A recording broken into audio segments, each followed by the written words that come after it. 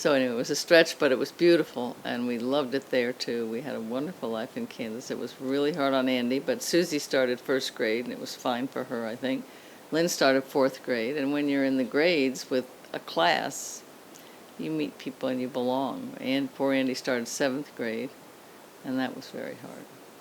And there's not much parents can do. We tried, but there's not very much parents can do to help. It's a horrible feeling. And but after a while, you had a bunch of friends, and you did okay in high school. Probably you don't have great memories because it was so horrible in the beginning. But yeah, I had some friends. I wouldn't say high school was a terrible experience like middle school was. It wasn't a great experience. Yeah. But we happened to be going from it. yeah. But you had fun. You went out at night all right. You didn't stay home with your mother and father and sisters. And I had a terrible time. I couldn't go to sleep till everybody was under the roof, and Andy was never home when he was supposed to be.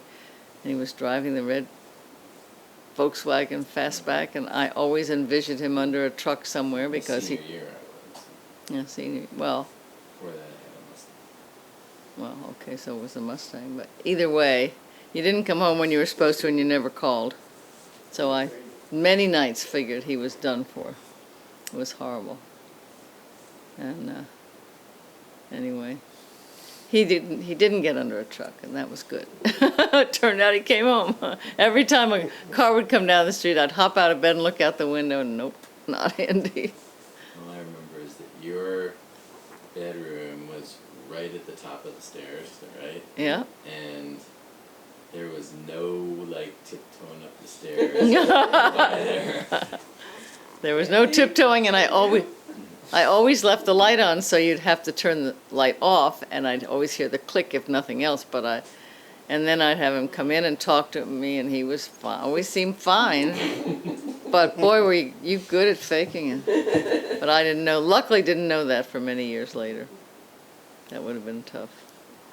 So those were challenging years. Especially then at the end when Dad was sent back to New York to run Trafari, and there I was with the senior in high school who wasn't very good at obeying his mother. That was a tough year. And he was only there on weekends, right? From Friday night to Sunday afternoon. It was hard on him too, but anyway, we survived. At least I helped out.